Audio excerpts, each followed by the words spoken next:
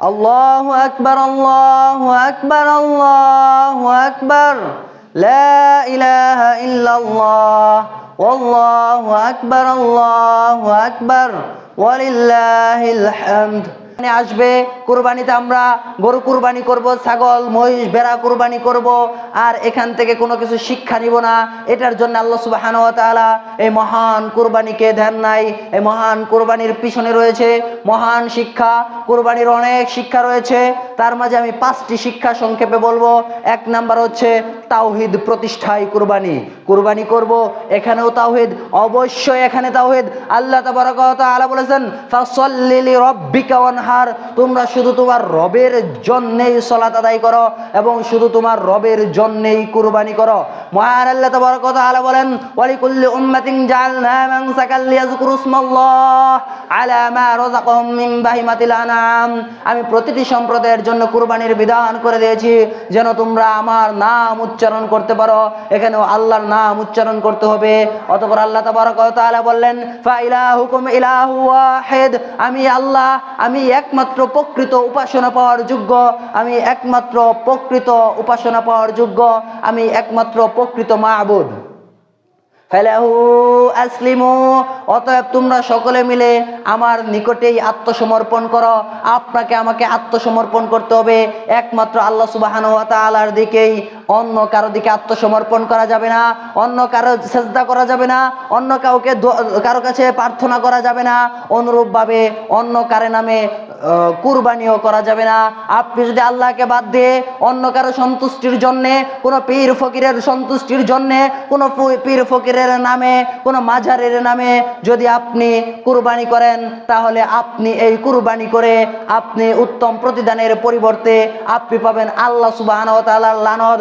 যে কথা আল্লাহ রাসূল সাল্লাল্লাহু আলাইহি ওয়াসাল্লাম বলেছেন যে লানাতুল্লাহ, তাদের উপর আল্লাহর লানত, যারা হচ্ছে বিজবাহ বিগাইরিল্লাহ, আল্লাহকে বাদ দিয়ে অন্য কারো নামে জবাহ করবে।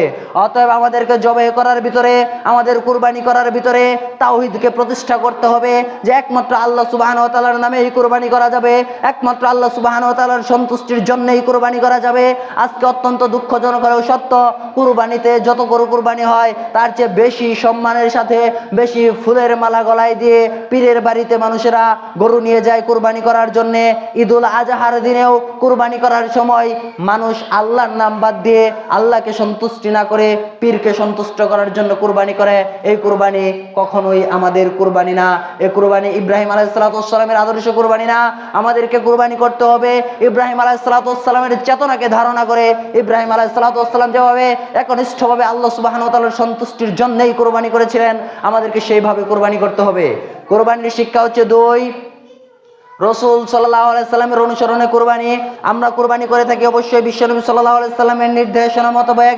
বিশ্বনবী সাল্লাল্লাহু আলাইহি সাল্লাম কুরবানির যে বিধিবিধানগুলো বলেছেন, যেমন আল্লাহ রাসূল সাল্লাল্লাহু আলাইহি সাল্লাম বলেছেন লা তাজবাহু ইল্লাল মুসিন্না, তোমরা দাঁত উঠা ব্যতীত গরু পশু কুরবানি করো না। আমরা সেটাই করি। আল্লাহ রাসূল বলছেন তোমরা ঈদগাহে যাওয়ার পূর্বে কুরবানি করো না। আমরা ঈদগাহে আসার পূর্বে কুরবানি করি না, সবাই ঈদগাহ থেকে যাওয়ার পরে কুরবানি করি। আর এখন আপনাদের কাছে যদি আমি প্রশ্ন করি যে এই আল্লাহ রাসূল সাল্লাল্লাহু আলাইহি সাল্লামের অনুসরণ, যে কথা আল্লাহ সুবহানাহু ওয়া তাআলা বলেছেন আতিউল্লাহ, তোমরা আল্লাহর আনুগত্য করো, ওয়া আতিউর রাসূল, তোমরা রাসূলের অনুসরণ করো, ওয়ালা তুবতিলু আ'মালুকুম, তোমরা তোমাদের আমলগুলোকে বিনষ্ট করো না।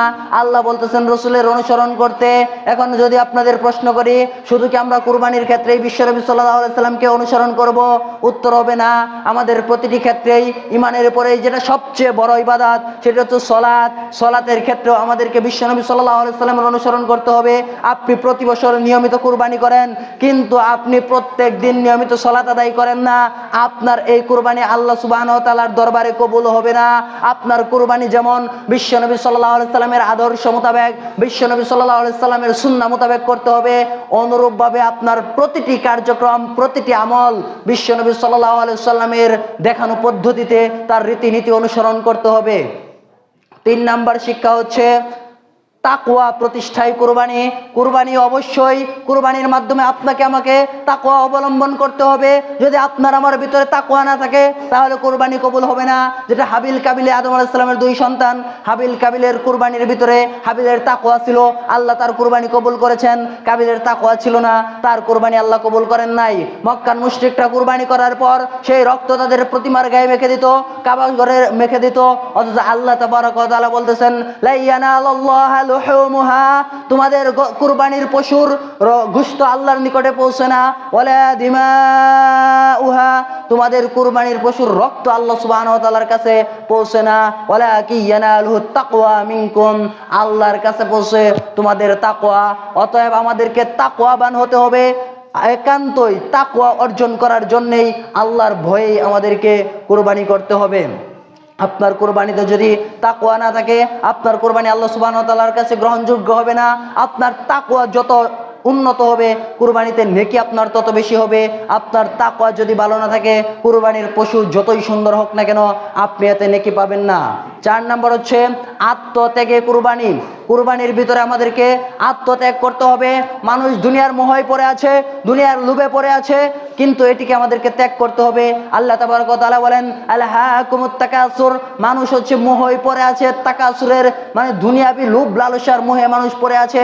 মানুষ হচ্ছে হাত্তা যুরতুমুল মাকাবির, কবরে যাওয়ার আগ পর্যন্ত আপনার দুনিয়ার মোহচ্ছন্নতা, দুনিয়ার ব্যস্ততা থাকবেই থাকবে। এই দুনিয়ার ব্যস্ততা, দুনিয়ার মোহচ্ছন্নতাকে ত্যাগ করে আপনি 2টি বছর একটি গরুকে আপনি লালন পালন করলেন, 1টি বছর আপনি একটি ছাগলকে লালন পালন করলেন, এর প্রতি যে আপনার মহাব্বত, এই মহাব্বতকে আপনার ত্যাগ করে দিতে হবে। অথবা আপনার সারা বছরের আর্জিত উপার্জিত টাকা দিয়ে আপনি সুন্দর একটি পশু কিনলেন, এই পশুকে আপনি জবাই করার মাধ্যমে আপনি আত্মত্যাগ করলেন। অনুরূপভাবে এখান থেকে আমাদেরকে শিক্ষা নিতে হবে। আজকের এই কুরবানির পশু তারা যেমন আল্লাহ সুবহানাহু ওয়া তাআলার দরবারে পৌঁছে যাচ্ছে, অনুরূপভাবে প্রতিটি নফস, প্রতিটি জীবনকেই আল্লাহ সুবহানাহু ওয়া তাআলার দরবারে পৌঁছে যেতে হবে। আমাদেরকে এখান থেকে শিক্ষা নিতে হবে যে প্রতিটি পশু যেভাবে আল্লাহ সুবহানাহু ওয়া তাআলার দরবারে পৌঁছে যেতেছে আমাদেরকে ওভাবে পৌঁছে যেতে হবে। আল্লাহ তাবারক ওয়া তাআলা বলেন কুল্লু নাফসিন যায়িকাতুল মাউত ওয়া ইন্না ইলাইহি তুরজাউন, প্রত্যেক যার জীবন রয়েছে তাকে মৃত্যুর স্বাদ আস্বাদন করতে হবে এবং সবাইকে আল্লাহ সুবহানাহু ওয়া তাআলার নিকটেই পৌঁছে যেতে হবে। আমাদের প্রত্যেককে আল্লাহ সুবহানাহু ওয়া তাআলার নিকটে পৌঁছে যেতে হবে, আমাদের মৃত্যুবরণ করতে হবে।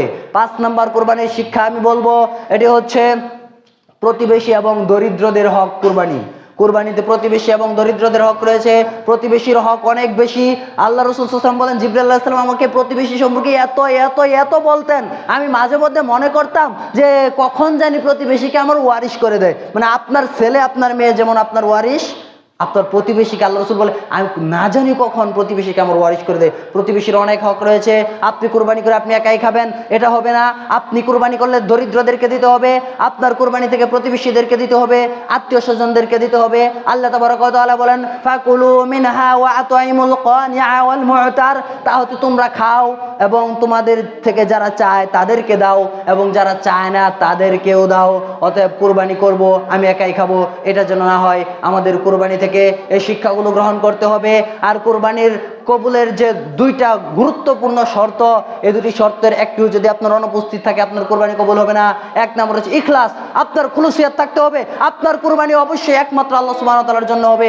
আপনার কুরবানিতে যদি খুলুসিয়াত না থাকে আপনার কুরবানি আল্লাহ তাআলা কবুল করবেন না। আল্লাহ তাবারক ওয়া তাআলা বলতেছেন কুল ইন্না সলাতি, বলুন নিশ্চয়ই আমার সালাত, ওয়া নুসুকি, নিশ্চয়ই আমার কুরবানি, ওয়া মাহইয়ায়া, নিশ্চয়ই আমার জীবন, ওয়া মামাতি, এবং আমার মরণ, লিল্লাহি রাব্বিল আলামিন, একমাত্র আল্লাহ সুবহানাহু ওয়া তাআলার জন্য, আল্লাহর সন্তুষ্টির জন্য একনিষ্ঠভাবে খুলুসিয়াতের সাথে আপনি মানুষকে দেখানোর জন্য কুরবানি করলে কুরবানি কবুল হবে না।